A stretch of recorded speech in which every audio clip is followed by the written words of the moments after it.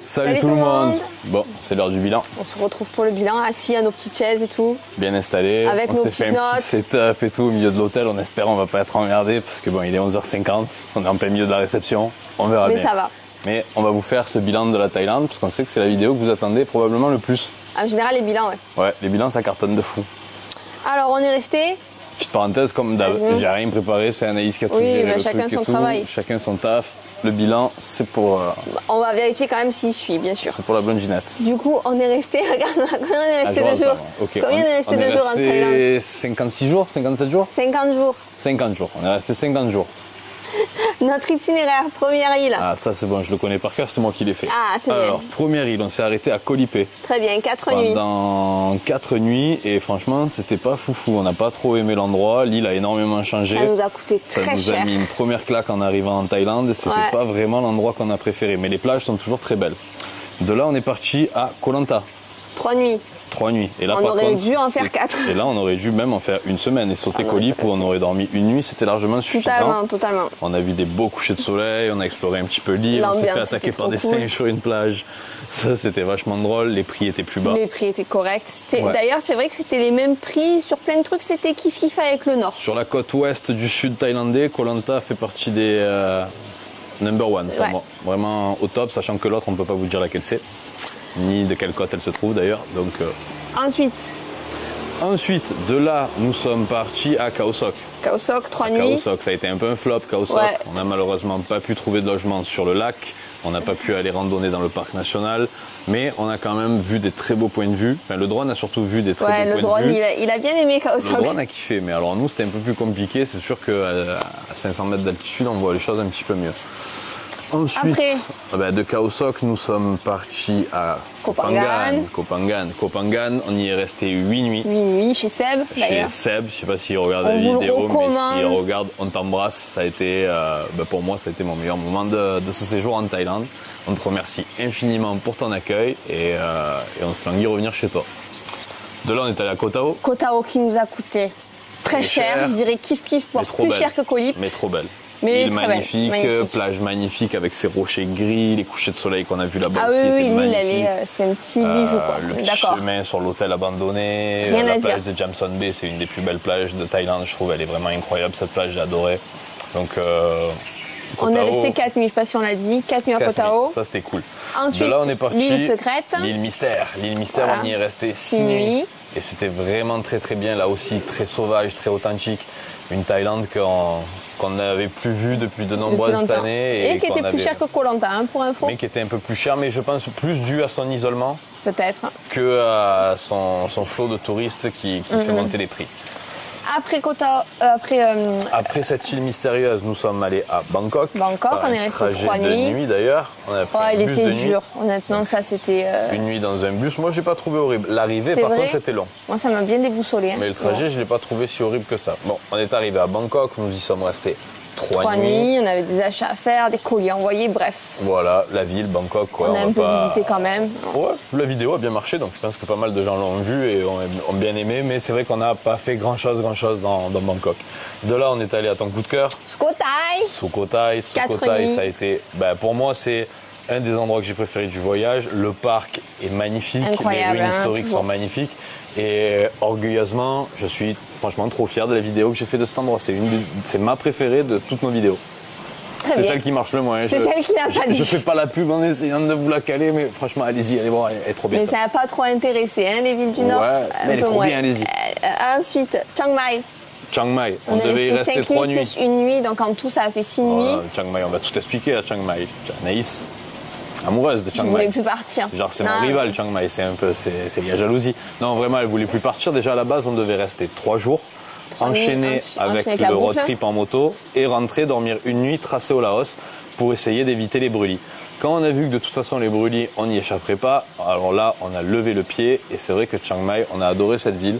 s'y balader, aller voir les temples. Enfin, vraiment, elle est... On a rencontré Vincent qui était trop gentil. Vincent qui était trop gentil. La patronne de la guest house, moi c'est mon coup de cœur en Thaïlande de la dernière fois. Ben, coup de cœur en Thaïlande de cette fois-ci, elle est incroyable. Le dos. Donc vraiment, on a kiffé. On est resté 5 nuits au lieu de 3. Et ensuite, on est parti faire le road trip en scooter. Tout à fait. Une moto, mais en scooter. On a fait 2 nuits à Paille. On a dormi 2 nuits à Paille, qui était totalement dispensable. Voilà, on ne va pas revenir sur cette colonie, mais c'est pas la folie. Ma Yong Song. Et d'ailleurs, la portion de route entre Pai et Ma Yong Song est clairement la plus belle portion de route que vous pouvez voir en Thaïlande, ça c'est sûr. Et une des plus belles d'Asie. C'est vraiment magnifique. 1864 virages et des paysages incroyables. La Birmanie à portée de main. Vraiment, c'était vraiment la meilleure étape, je trouve, en scooter. Et donc 2 nuits à Ma Yong Song. 2 nuits à Mae Sariang. Et 2 nuits à Mae Sariang. Puis retour à Chiang Mai. Nous sommes restés une seule nuit. Et là, actuellement, on vous tourne le bilan. Mais en réalité, il nous reste encore la nuit de ce soir à Chiang Rai. Et le départ de demain. D'ailleurs, dans le budget qu'on va vous présenter juste ensuite, je crois, il faudra prendre en compte que cette dernière journée n'est pas incluse. Mais en gros, vous pouvez compter, comme d'habitude, 12 à 13 euros pour des repas, une vingtaine d'euros pour une chambre. On n'a pas pris de scooter, on n'a pas d'essence, on n'a rien à faire à ce niveau-là. Et un transport dont on ne connaît pas le prix, mais on peut globalement penser qu'il se situera entre 300 et 500 bahts. De toute manière, je mettrai dans la description toutes les infos à jour. Comme les ça, infos tout le monde est content. Dans la description, elles seront à jour. Ouais, parfait, voilà. Bonne idée. Donc, le budget total pour les 50 jours. Allez, là, je vais faire un tour. Alors, j'ai arrondi parce que, comme je dis, on n'a pas fini, donc c'est des chiffres à peu près. Il ne va pas exploser là pour 24 heures le budget. Donc, on est à 4600 euros. Combien? Voilà, pour 50 jours, c'est énorme. Quasiment 2 mois. Même pas 2 mois, en vrai, 10 jours, c'est énorme. Donc tu fais au prorata des 2 mois. On a encore bien dépassé le budget sur cette partie. Réparti 1919 euros de logement, le sud nous a tués. Le sud, le mois de février, les îles au mois de février. Voilà. Il n'y a pas à chier, je pense qu'on peut enlever facilement 600 à 700 euros de dépenses au global sur ce budget-là. Si on vient hors saison. La nourriture, alors moi quand j'étais là, j'étais choquée. On a dépensé 1462,46 euros, donc c'est pour ça que je rentre le ventre depuis tout à l'heure. Parce que vous me direz, je sais pas, moi là, ça fait longtemps qu'on est parti de France, mais même en 50 jours en France, je dépensais pas ça, alors que j'allais chez le boucher. Tu vois ce que je veux te dire? On mange pas tous les jours à l'extérieur. Là, ici, on mange tous les jours au restaurant. Ah oui, c'est vrai, mais du coup, on marché en street food tous les jours. On est sur un budget pour moi comme on mangeait en France. Voilà. J'ai peur d'avoir perdu tous mes talents en cuisine. L'eau des pâtes, 12 minutes, je suis perdu même, je me sens perdu. Activité, tu sais, quand j'ai 180,44 euros d'activité, je me souviens pas, on a payé... Qu'est-ce qu'on a fait en activité? Parcs nationaux qu'on a dû rentrer, les parcs nationaux. Qu'est-ce qu'on a pu faire d'autre? Les grottes à visiter. Ah, les grottes, exact. Il y a les temples aussi, s'il y avait des temples, je vais rentrer là-dedans, les cascades. Temples, des fois on paye, des fois on fait des donations, on achète des trucs pour Bouddha, des offrandes. C'est vrai, c'est vrai. Vous avez vu, on n'a pas fait de tour en bateau. Ça vous coûtera beaucoup plus cher. C'est à prendre en compte dans votre budget vraiment parce que ça peut aller de 30, 40, 50, 100 euros la journée pour les îles les plus éloignées, les excursions. D'ailleurs, je pense que de toutes les excursions qu'on a vues, moi, si j'avais dû en faire une, j'aurais fait à Koh Tao, qui avait l'air incroyable, les excursions de Koh Tao. Ah, en Guyane, sur la petite. Ouais. Voilà, même ça, on l'a pas fait. Mais c'est vrai, sinon, celles de Krabi sont magnifiques. Les tours en bateau autour de Krabi, je vous recommande de ne pas faire le tour qui inclut Koh Poda et Koh Chicken Island. Ou Chicken Island, parce que Koh et Island veut dire la même chose, parce que vraiment c'est pas foufou. James Bond Island, c'est pas foufou. Par contre, Secret Island, Paradise Island, ça c'est un tour qui vaut vraiment le coup et je crois que c'est un tour en 3-4 îles et il est moins demandé, moins fréquenté que celui qui inclut James Bond Island, parce que la fameuse île de James Bond, alors qu'au final l'eau est un peu couleur saumâtre, marécageuse, c'est pas... Il y a ce gros rocher qui bien sûr est iconique, mais pas fou. Transport. Costaud transport, 967 euros. 867,08 euros. Mais t'inclus dedans les taxis, les vannes, les bus de scooter et l'essence. La location de scooter et l'essence. Voilà. Transport. Location de scooter, c'est vrai que sur certaines destinations, Koh Phangan, la boucle en scooter, on a privilégié des scooters de 160 cm3 qui coûtent plus cher à la location. C'est vrai. On aurait pu faire un peu moins cher sur ça, mais ça aurait été moins de confort. Franchement, déjà avec le 160, le cul et le dos s'en souviennent. Donc voilà. Et ensuite c'est mélangé avec également, comme Anaïs vous disait, les bus, les déplacements entre les villes, les bateaux qui nous ont coûté excessivement cher dans le sud, là aussi. Par contre, je ne sais pas si ce sera avantageux de faire les îles dans le sud hors saison au niveau du transport. Est-ce qu'ils ont des tarifications de mi-saison, basse saison, haute saison, ou est-ce qu'ils ont une tarification annuelle pour ce qui est des ferries entre les îles? Ça, j'en ai aucune idée. Ce qui est sûr, vous paierez le logement et la nourriture moins cher. Maintenant, le transport par ferry, vraiment par les compagnies de ferry, les grosses compagnies, ça, je ne sais pas si vous paierez moins cher. Par contre, le reste des transports, location de scooter, tuk-tuk à la négociation, pas Grab, parce que là aussi, on est sur des tarifs annuels fixés. Mais en gros, sur ça, vous aurez une plus grande marge de négociation hors période touristique. Ah oui, là, c'était... Déjà, c'est nous, on négocie pour être sûr d'avoir une place. Là, limite, ils te poussent, ils n'ont pas le temps.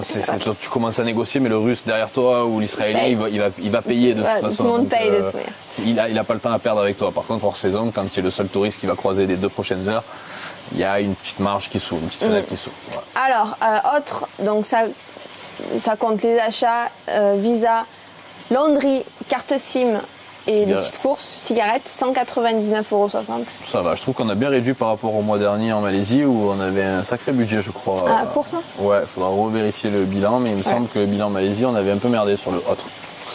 Alors, taxes, j'ai pas d'infos. Il me semble qu'il y en a, mais je n'ai fait aucune recherche. Je ne saurais pas quoi vous dire. On n'a pas de taxes supplémentaires, sauf, bien sûr, comme Colip, lorsqu'on est arrivé, Colip fait partie d'un parc national. Donc pour entrer sur l'île, vous payez une taxe d'entrée dans ce parc national qui est de 250 bahts.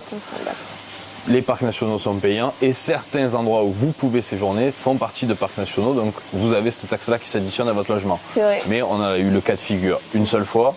Par contre, on aurait dû... Kopangan aussi, tu te souviens? Qu'on est allé tout au bout, là, celle que j'ai préférée de plage, où il a fallu passer les rivières Kopangan, et après on a payé... certaines plages étaient payantes, mais ça c'était plutôt des taxes de plage que des taxes touristiques. Le lac de Khao Sok, si on avait réussi à réserver un logement bungalow flottant, on aurait dû payer les droits d'accès au parc national, parce que les bungalows sont à l'intérieur du parc national. Administratif, on a 60 jours Vous avez 60 jours de visa, d'exemption de visa, très exactement. Donc nous, on est arrivé par Malaisie. Ça nous a donné droit à 60 jours. Ça, c'est assez récent. On était sur du 30 jours l'année dernière. C'est passé à 45, c'est redescendu à 30, c'est remonté à 60. Sachez que ça change très, très souvent en Thaïlande. Donc nous, ce qu'on vous invite à faire, si vous regardez la vidéo aux alentours du mois de mars 2025, les informations seront à jour. Mais si vous regardez cette vidéo beaucoup plus tard, n'hésitez pas à aller confirmer ces informations de visa. Est-ce que par entrée terrestre, vous avez le même nombre de jours que par entrée aérienne ou maritime? Voilà, vérifiez bien ce point-là. Ne vous basez pas uniquement sur ce qu'on vous annonce là maintenant, parce que c'est valable aujourd'hui, mais peut-être pas demain, et ça l'était pas hier. Carte SIM, tu as pris une eSIM sur AirAllo à 28 $. C'est bien la première fois depuis qu'on est parti en voyage que j'utilise les cartes eSIM. On a même tendance à les dénigrer plus qu'autre chose dans les bilans. Alors pourquoi j'ai utilisé une carte eSIM? Déjà parce qu'on était quasiment sur les mêmes prix que les cartes SIM qui étaient dans les 7-Eleven. Mais en plus de ça, en utilisant la carte bancaire Revolut qu'on utilise depuis le début du voyage, à chaque fois que je fais des achats, je cumule des points. Et ces points étaient reversables en bons d'achat sur l'application d'achat de carte SIM. Plus celle-là même de carte SIM qui me génère elle aussi un petit cashback. Donc au final, tout ça cumulé et avec le même prix que les cartes SIM du 7-Eleven, mes offres étaient plus avantageuses. Et donc nous avons payé aux alentours de 25-26 €, si de mémoire exactement, 25-26 € pour les 50 jours. Donc en gros, j'ai payé 2 fois 9 $. Et une fois 5 ou 6 $. D'accord. Voilà. C'était par 15 jours avec des datas illimitées et une très bonne connexion. Il y a une couverture 5G sur la Thaïlande qui est quasiment partout. On n'a pas été ennuyé avec ça. Et du fait que j'avais une connexion illimitée, je pouvais faire un partage de connexion à Anaïs qui du coup, elle, avait Internet également illimité pendant quasiment tout le voyage pour 0 €, enfin, pour le prix de ma carte SIM avant. Ensuite, pour, j'allais dire le sujet qui fâche, pour les retraits, on a retiré à chaque fois aux ATM, on a payé les 220 bahts de frais. Une fois, je suis allée dans une banque au guichet parce que j'ai lu que c'était possible.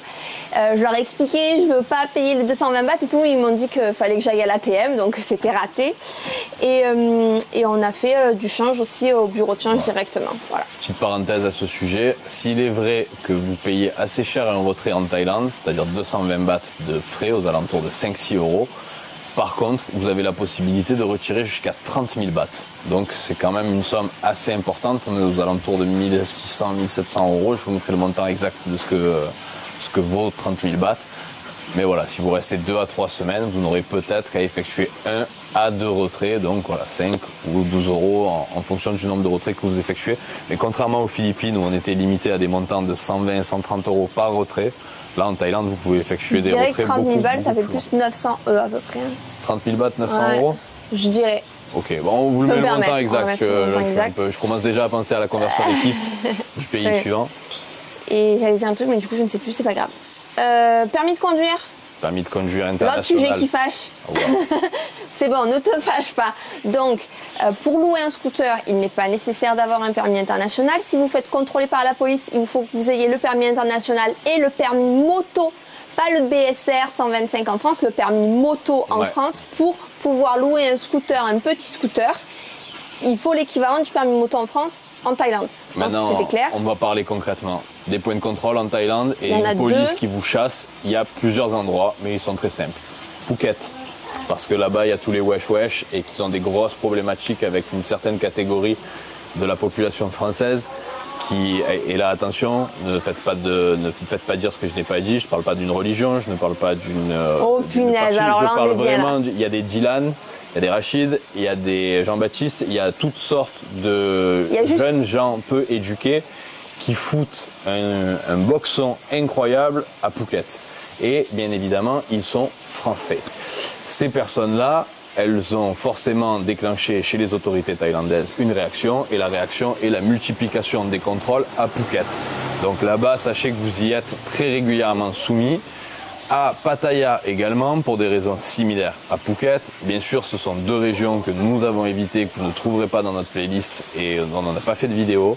Mais également à Chiang Mai. Et là, pour des raisons qui m'échappent, mais la police de Chiang Mai fait un énorme business avec des checkpoints et des contrôles sur les routes qui vous amènent au Doi Suthep, au Doi Ithanon et sur le départ de la boucle qu'on a effectuée. On vous a mis dans la description de la première vidéo et de la dernière vidéo sur cette boucle le lieu de contrôle à Chiang Mai afin que vous puissiez l'éviter et ne pas remplir les caisses de la police thaïlandaise. Très bien. Ensuite, endroit favori.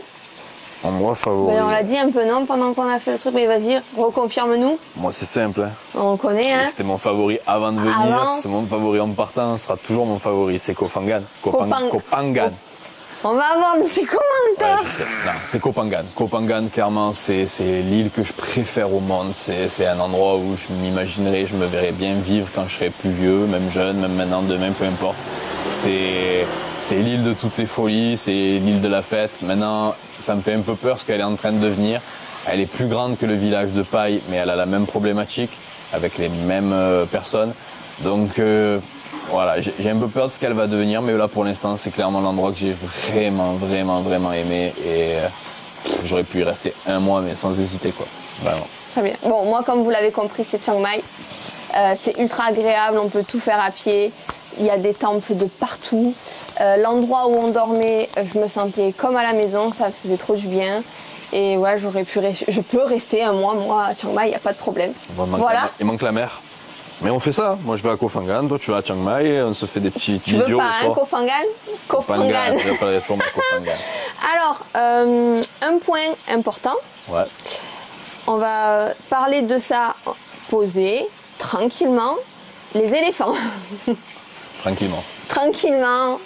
Tu peux faire ça, est-ce que tu peux faire ça pour nous? Ouais, on va parler tranquillement des éléphants. Bon, déjà, vous n'en avez pas vu un seul dans toutes les vidéos. Ça, c'est normal, c'est la base. Nous, on en a croisé. On en a croisé à l'arrière d'un camion. On en a croisé dans des camps sur le côté, dans le bord de route. On ne les a pas filmés, mais on les a vus. Et en fait, plutôt que de vous dire c'est bien, c'est pas bien, c'est mal, ce que vous faites, on va juste poser un fait. Expliquer, voilà, donner des informations, faire un truc constructif. Un animal de cette taille, de ce poids-là, un animal sauvage tel que lui, avec son intelligence, il n'existe qu'une seule façon pour le dresser. Une seule. Pour il n'y en a pas 1000. Ouais.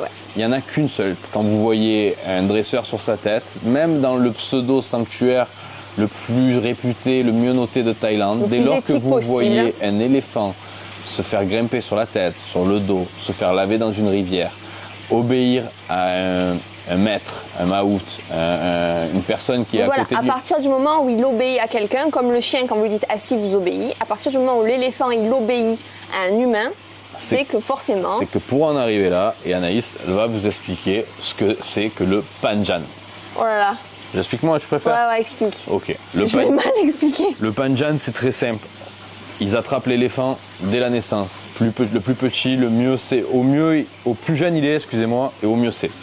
Et ça en plus on a vu un bébé éléphant, c'était au Népal. On a vu en cours, le truc en cours, voilà. On sépare le bébé éléphant de la mère. Forcément. On l'isole durant une période qui va de 0 à 3 ans. Ils peuvent pousser un peu plus pour ceux qui ont un esprit un peu plus difficile à briser. Et là, l'éléphant va passer à peu près 17 à 18 heures de la journée enchaîné à 4 arbres, 3 ou 4 arbres, les 4 pattes, 3 pattes généralement, de façon à ce qu'il ne puisse absolument pas bouger, même pas sur lui-même. Les chaînes sont tendues, il est fixe. Donc imaginez la douleur déjà pour vous en tant qu'être humain. Là c'est l'émission de Koh-Lanta, l'épave des poteaux, mais ça dure 3 ans, ça dure pas quelques heures. Et il va être régulièrement frappé avec un outil en forme de crochet. Et quand je dis frapper, c'est frapper très très fort. C'est plusieurs hommes avec des bâtons, des bambous qui vont l'entourer et le fracasser de tous les côtés. Et il faudra toujours qu'en visuel, il garde l'outil qui sera utilisé plus tard pour le dresser. C'est un outil qui parfois n'est pas coupant tranchant, qui sert juste à leur tirer l'oreille. Mais c'est ce qui leur a été exposé au moment où ils ont été traumatisés. Tout ça, ça vise à détruire leur esprit. On est sur l'animal, le mammifère le plus intelligent de la planète. Ça vise à ravager son esprit, à le rendre docile, craintif et à que toute sa vie, il se rappelle du traumatisme qui a été lié à ce moment-là de son existence et qu'il obéisse aux humains pour ne pas avoir à resubir ça. Ça, c'est un fait. Ça s'appelle le panjan. C'est une méthode qui existe depuis l'Antiquité. À l'époque, il y avait des guerres à travers le monde. Certains utilisaient des chevaux, d'autres utilisaient des éléphants en Perse, en Inde. Et ces méthodes-là viennent de cette époque. Elles sont horribles. Et il n'existe pas d'autre façon. Au Laos, je vais faire une petite parenthèse, et encore ça demande confirmation, peut-être qu'on aura la chance d'aller voir, mais il paraît, et j'insiste sur le « il paraît » parce que je ne veux pas informer quelque chose qui puisse être potentiellement faux ou remis en question, mais il paraîtrait que certaines tribus du Laos parviennent, avec beaucoup plus de douceur, à domestiquer les éléphants, et ça prendrait beaucoup plus de temps, on est sur quelque chose de quasiment 10 ans. Mais je demande à le voir de mes yeux et je ne peux l'affirmer à 100% et ça reste quelque chose d'assez unique. Ça touche quelques éléphants dans quelques villages isolés des montagnes du Laos, si ça existe. Donc on ne peut pas prendre ça pour une généralité et en faire cas. Voilà. Sachez que quoi que vous fassiez comme activité, qu'on vous propose d'aller jouer au foot avec un éléphant, parce que oui, on pourra vous proposer d'aller jouer au foot avec un éléphant, croyez-le ou non, d'aller peindre sur un éléphant, ou mieux, de regarder un éléphant peindre. Et de partir avec la peinture de l'éléphant. Et de partir, bien évidemment, un petit billet, vous avez la peinture aussi et la photo. Vous allez bien évidemment pouvoir leur grimper sur la tête, le dos, toute forme de partie. Les laver. Il y en a même qui vous font sauter dans les rivières, faites des jumps avec eux. Enfin, c'est inimaginable tout ce que le cerveau humain a pu trouver d'horrible à faire à ces pauvres animaux pour en faire de l'argent. Et on vous déconseille, on ne vous recommande pas et on vous méprise évidemment si vous faites ce genre d'activité. C'est obligé jusqu'à On compte sur vous. On a passé 2 mois en Thaïlande, on s'est éclaté, on n'a pas eu besoin d'aller voir vous avez tout, animal, quoi. Vous avez tout. C'est le pays du sourire, mais ne le cherchez pas sur le visage des Thaïlandais. Le pays du sourire, c'est votre sourire. Vous allez kiffer du début à la fin. De la sortie de l'avion jusqu'aux larmes que vous verserez à l'aéroport pour repartir dans le vol retour. Vous allez en prendre plein les yeux, plein les papilles, plein les oreilles. Vous allez kiffer tout ce que vous allez faire. Vraiment, vous n'avez pas besoin de ça pour vous sentir exister, pour être une meilleure personne ou pour vous faire liker pendant quelques heures sur Instagram avant qu'elle disparaisse dans les méandres d'une galerie photo, cette photo. Voilà. Dernier point, j'ai un petit fun fact. Fun fact? Oui. Ouais, vas-y. Comme ça, on finit sur une petite touche enveloppe. Manu m'expliquait, attends, je ferme parce que du coup c'est plus simple pour moi. Il m'expliquait que l'ancien roi de Thaïlande était un grand fan de café. Oui, il buvait beaucoup de café. Donc déjà, première chose, on a pu trouver, Manu, bon, si vous êtes amateur de café, Manu il adore le café, on a trouvé des expressos, mais des vrais expressos dans toute la Thaïlande avec un café qui sent bon et qui était excellent. Ça, c'est la vérité, parce qu'il y a 10 ans, c'était très compliqué d'avoir un petit expresso crème serrée. Et pour rebondir sur ce que tu dis, si vous avez l'occasion d'aller à côté du village de Mae Sariang... Voilà, c'est là où je voulais en venir. Je t'en prie. Très bien, Fini. vas-y. Non, vas-y. Ah, vas-y.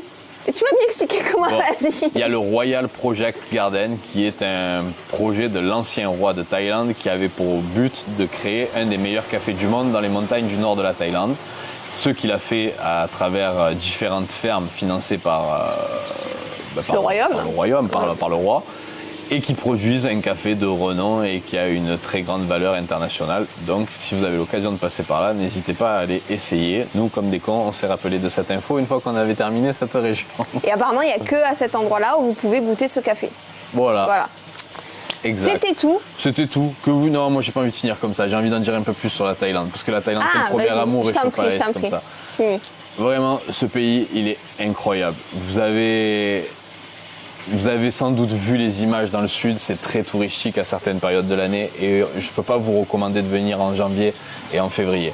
Mais venez découvrir ce pays hors saison, venez sans attente particulière, tout peut se faire sans guide, sans tour opérateur, vous n'avez vraiment pas besoin de ça. Un simple billet d'avion, vraiment tout est facile. Les Thaïlandais sont des gens très fiers, très orgueilleux, mais d'une gentillesse, d'une curiosité, mais magnifique à voir. Soyez un quart de ce qu'ils sont et vous kifferez votre voyage. Vraiment, venez avec l'esprit ouvert et vous allez vraiment adorer. Soyez respectueux des temples. Sachez que c'est un pays qui est très strict. On respecte la famille royale et on ne parle pas mal du roi. On respecte les temples, les moines. On respecte Bouddha. Il y a énormément de codes, même s'ils ne sont pas visibles au premier abord. Vous baladez pas torse nu dans les centres-villes, n'allez pas dans les temples, dans les monastères, dans les sanctuaires, en short, en débardeur. Ne mettez pas vos pieds dans la direction de Bouddha. Ça prend une toute petite heure de faire des recherches nécessaires sur les bonnes et les mauvaises conduites en Thaïlande. On pourrait même vous en faire une vidéo si vous la demandez dans les commentaires. Mais cette heure-là, vous en avez 10 à griller dans un avion pour venir en Thaïlande. Prenez-la, regardez, apprenez.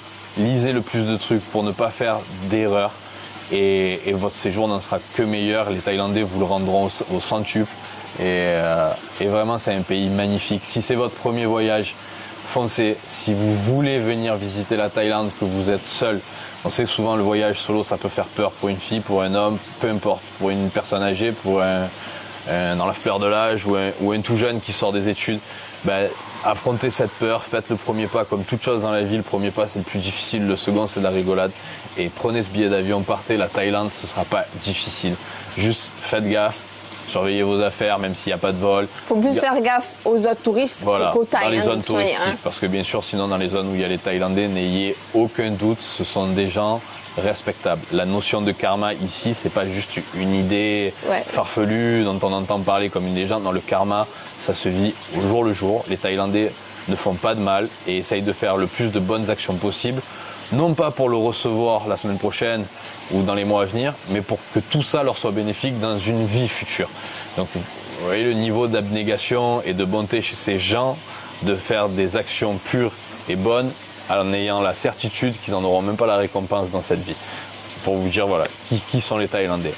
Aimez ce pays, il vous le rendra et on espère que notre vidéo vous aura été utile pour préparer votre voyage en Thaïlande. Si vous avez les moindres questions, sachez que là pour le coup, on le connaît bien. Nord, sud, on l'a pensé. Moi 5-6 fois, mes parents ils y sont allés, je compte même plus les fois, même toi Anaïs c'est à ta deuxième. Donc voilà, on a quand même passé du temps sur la Thaïlande, je pense que c'est une des vidéos bilan sur laquelle je me sens le plus légitime. Donc n'hésitez pas à nous poser le plus de questions, on y répondra avec plaisir. Si vous avez des doutes sur des itinéraires, sur des parcours, sur des transports, pareil, posez-nous des questions, on pourra probablement y répondre. On a des amis ici sur place, des contacts maintenant qui pourront nous apporter des réponses qu'on pourra vous transmettre. N'hésitez pas et voilà, c'est à peu près tout pour moi. Très bien, dans les commentaires, n'hésitez pas aussi à nous dire ce que vous pensez. Des fois on a des pavés qui sont ultra constructifs. Nous on s'enrichit aussi de vos expériences, de vos réflexions. On n'est pas. Lâchez-vous dans les commentaires, posez plein de questions, c'est Anaïs qui répond. C'est pas parce qu'on a nos idées et qu'on de manière générale, surtout Manu, les exprime, qu'on n'est pas d'accord avec les idées des autres. Au contraire, hein, c'est ultra intéressant de vous lire et quand vous n'êtes pas d'accord avec nous, c'est intéressant aussi parce que ça peut même nous permettre de parler avec Nico Ando sur Aung San Suu Kyi. Voilà, tu vois, par exemple. Non, vraiment, on est très content de la petite communauté qui nous suit. Franchement, c'est très très cool. Vos commentaires, on apprécie vraiment énormément. C'est toujours très encourageant et très positif et toutes vos critiques sont très constructives aussi. Donc, on voyage pour ouvrir nos esprits, donc on reçoit vos commentaires. Si ça ouvre nos esprits aussi, on est content en fait. Voilà. C'était le petit mot philosophique de la fin. Sur ce, on vous remercie de nous avoir suivis et on se retrouve donc au Laos. Pas de surprise parce que dans la précédente vidéo avant cela, vous avez vu qu'on était en route pour y aller. Vous avez sûrement même vu la traversée et la montée dans le bateau. Mais là, vous allez nous retrouver donc à Luang Prabang, notre première destination au Laos, où vraiment on va se poser pendant quelques jours et découvrir cette ville qui est une des plus belles d'Asie. J'ai pas peur de le dire, c'est vraiment une des plus belles d'Asie par ses temples, sa nature. Mais tout ça, vous allez le découvrir dans la vidéo qui arrive. On se retrouve dans 3 jours. Salut! Ciao, ciao!